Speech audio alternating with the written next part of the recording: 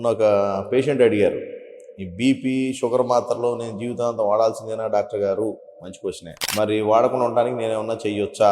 నేను చెయ్యాలనుకుంటున్నాను, మీరు చెప్పిన కఠిన నిర్ణయాలు పాటిస్తాను, మీరు చెప్పినట్టు నా లైఫ్ స్టైల్ మారుస్తాను, నాకు బీపీ షుగర్ లేకుండా ట్యాబ్లెట్ చేయగలవా అన్నారు.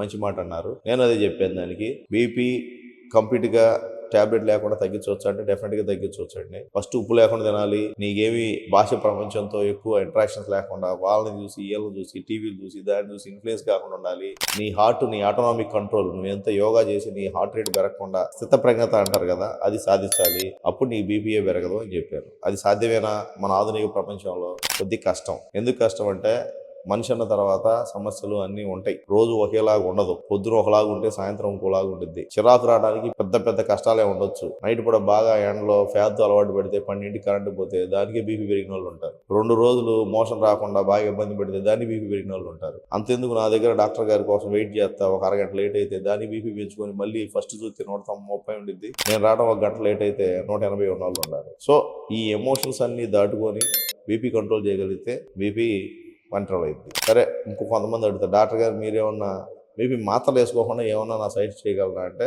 నేను సెర్చ్ చేసి నేను కొన్ని చూసుకొని ఈ బీట్రూట్ జ్యూస్ అని ఒకటి ఉంది.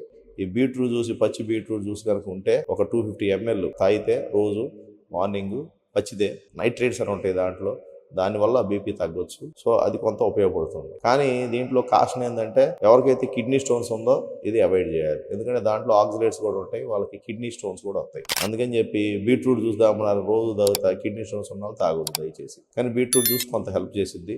మీరు లైఫ్ స్టైల్ మాడిఫికేషన్ చేసి ఒక 100% ఉందనుకోండి, మీ బీపీ 160 ఉందనుకోండి, ఒక 20 ml ఏమో బీట్రూట్ జ్యూస్ వల్ల తగ్గిద్ది, ఒక 10 ml ఏమో మీ యోగా చేయడం వల్ల తగ్గిద్ది, ఇంకో 10 ml ఏమో ఉప్పు లేకుండా తింటే తగ్గిద్ది, ఇంకో 10 ml ఏమో మీరు ప్రశాంతంగా ఉండి ఎక్స్టర్నల్ ఇన్ఫ్లుయెన్స్ లేకుండా ఉంటే తగ్గిద్ది. ఇవన్నీ ఉన్నా కొంతమంది సెకండరీ హైపర్టెన్షన్ ఉంటారు, అంటే ఇవన్నీ వేసుకుంటే వాళ్ళ బీపీ బిల్ వేసుకుంటేనే తగ్గిద్ది. ఎందుకంటే ఉన్న కొద్దీ మన బ్లడ్ వెజల్స్లో ఎలాసిటీ పోయిద్దండి.